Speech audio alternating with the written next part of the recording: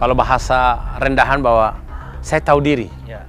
Saya datang ke Jakarta sebagai tamu dan saya sangat menghormati keluarga besar yang namanya Betawi. Soal ribut-ribut itu saya termasuk gurunya. Ya. Jadi saya sudah bosan untuk mendengar ribut-ribut. Itu kan sempat terjadi kesalahpahaman sehingga menimbulkan konflik bahkan sampai ada yang berakhir korban. Oke, masih bersama Beta di sini, Katong kembali untuk bincang-bincang santai dengan Bung Umar Key, Ketua Umum Front Pemuda Muslim Maluku. Baik Bung Umar, Ya. FPMM ini kan meskipun dibilang muda, ya tidak muda, dibilang tua ya masih remaja, tapi kiprahnya dahsyat. Orang semua tahu bagaimana pergerakan organisasi ini. Nah, yang sering kita lihat bahwa persaingan di lapangan kan tidak bisa kita hindari, ya toh? Ada mungkin gesekan segala macam, tapi sejauh yang masyarakat tahu, belum pernah itu mungkin FPMM bentrok dengan misalnya suku Betawi, suku Bugis, suku Batak. Sebenarnya misi utamanya apa sih, Bung Umar, dalam ngemas organisasi ini? Saya pikir semua organisasi itu sudah ada dalam anggaran dasar rumah tangga. Yes. Dan tujuan organisasi saya pikir bahwa tidak berbeda jauh visi dan misi. Visi dan misi adalah sosial. Ya. Nah, arti dari sosial itu kan banyak. Ya. Nah, saya sendiri, saya organisasi ini bisa dikenal karena saya secara pribadi juga dengan adanya organisasi ini terbentuk sampai hari ini. Betul. Selalu kalau bahasa rendahan bahwa saya tahu diri. Ya. Saya datang ke Jakarta sebagai tamu dan saya sangat menghormati keluarga besar yang namanya Betawi. Tuan rumah ya? Tuan rumah. Tuan rumah. Tuan rumah selalu sampai hari ini. Contoh di FBR, FORKAB, Ya. di organisasi Betawi ini ada sekitar 100 lebih. Betul. Alhamdulillah saya menjalin hubungan komunikasi silaturahmi yang harmonis. Dengan sampai hari. Bamus ya kan? Mereka semua organisasi Betawi ini semua tergabung di dalam yang namanya Bamus Betawi. Badan Musyawarah. Alhamdulillah, bukan hanya saja organisasi tuan rumah Betawi, tapi juga Laskar Merah Putih, Ya. juga Bugis, Pemuda Pancasila, juga Bima Bima, gabung. maupun FPI, FPI ya. semua. Selama tujuannya untuk kebaikan? Ya, tujuannya tepat untuk kita bagaimana bersilaturahmi lewat organisasi ini. Dan bahkan yang dibilang kelompok-kelompok itu tidak usah kelompok lain. Kita sendiri aja.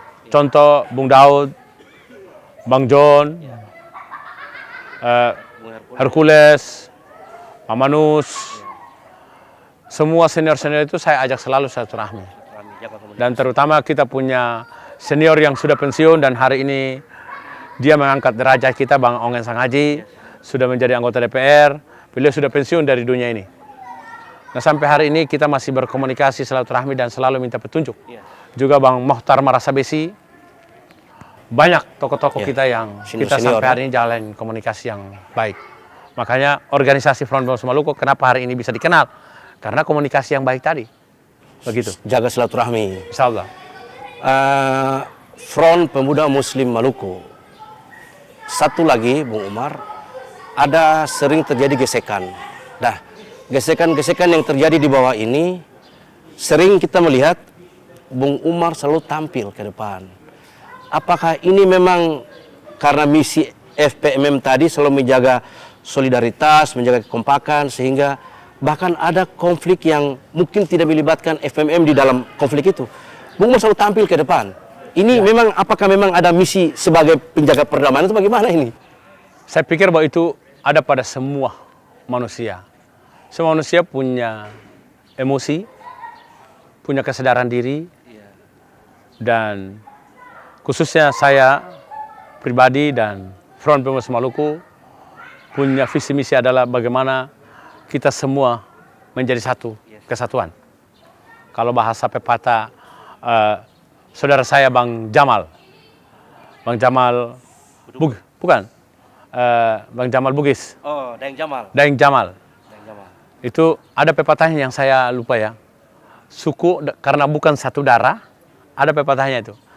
karena bukan satu agama terus kita itu ada ya itu kita hanya perbedaan agama dan suku tapi kita menjadi satu kesatuan negara kesatuan Republik Indonesia. Jadi selalu kita silaturahmi. Tidak boleh ada perbedaan antara kita. Iya.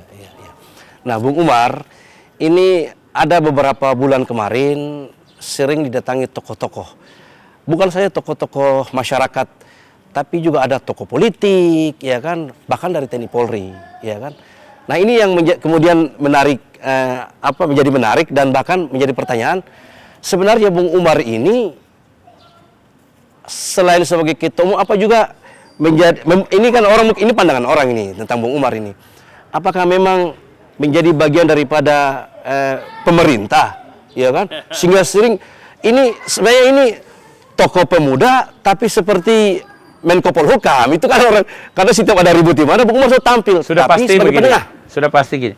Front Pemuda Maluku bekerja sama dengan pemerintah daerah maupun TNI Polri. Yes.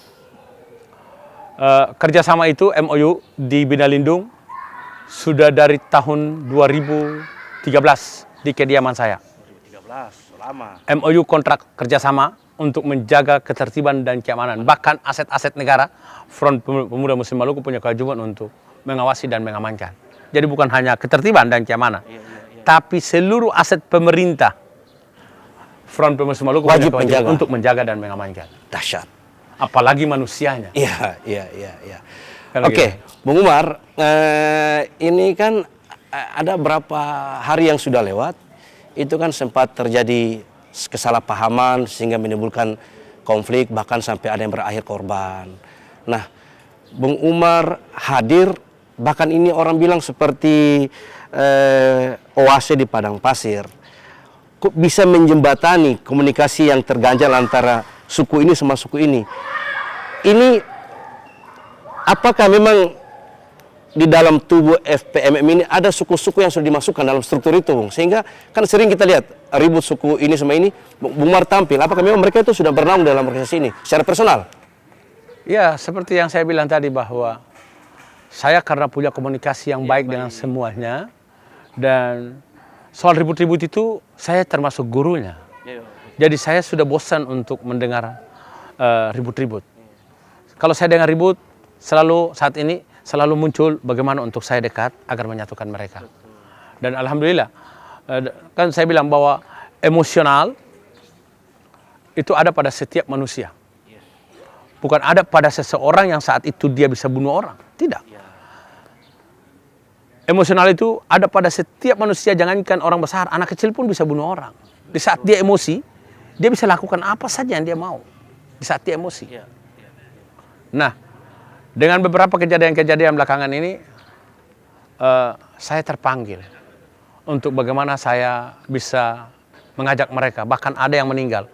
Kalau selalu saya memberikan pengertian kepada mereka bahwa kematian itu sudah menjadi takdir Allah.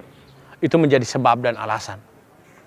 Maka alhamdulillah dengan adanya saya masuk, setiap pelaku dan korban selalu mau mengerti dan menerima saya untuk memfasilitasi.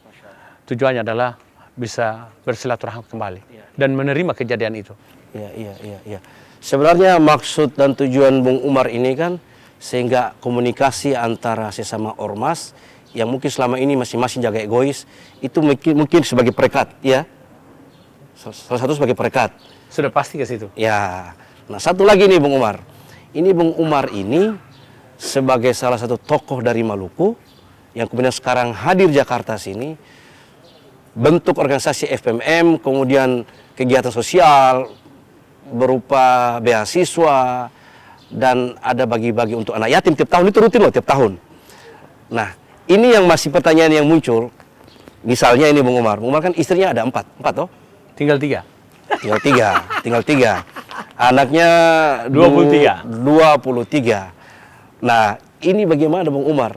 Setiap tahun itu anak yatim ribuan dibagikan haknya. Tapi Bung Umar punya anak juga banyak. Belum pasukan-pasukan yang Bung Umar kasih makan. Itu bagaimana untuk bagi itu yang... Setiap hamba Allah itu Allah sudah atur. Bahwa gue ciptakan kamu, pasti gue sudah kusiapkan rezekimu. Masya Allah. Kalau gitu. Masya Allah. Jadi jangan heran kalau saya selalu diberikan rezeki yang lebih. Agama kita mengatur itu 2,5% harus kita berikan. Masya Allah. Tapi saya tidak. Kalau saya diberikan rezeki hari ini, saya kuat makan nasi 1 liter. Tapi kalau diberikan hari ini 5 liter, maka dibagi 5 liter, 4 liter ya. Kalau disimpan besok Allah tidak kasih. Betul. Kalau biasanya kita bilang, oh ditabung. Oh Allah besok nggak kasih. Karena hamba Allah bukan Anda aja, bukan saya aja. Betul, Masya Allah. Kan begitu? Ya, ya. Dikasih buat hamba-hamba yang lain. Siap. Dan besok kalau nggak ada pasti Allah bawa lagi ke sana. Iya. Tapi kalau dikasih harus diberikan kepada memang benar-benar orang yang ya bermanfaat. Jangan dikasih kepada orang yang bawa pergi mabok. Iya, iya, Dia iya, besok iya. Allah nggak mau kasih. Oh Iya. dia salah kiri, dia salah kasih. Iya, iya, iya, iya. Baik, sahabat Umar Official, tadi catatan dari apa yang beliau sampaikan bahwa setiap hamba Allah yang lahir atau diciptakan sudah dititipkan rezekinya masing-masing.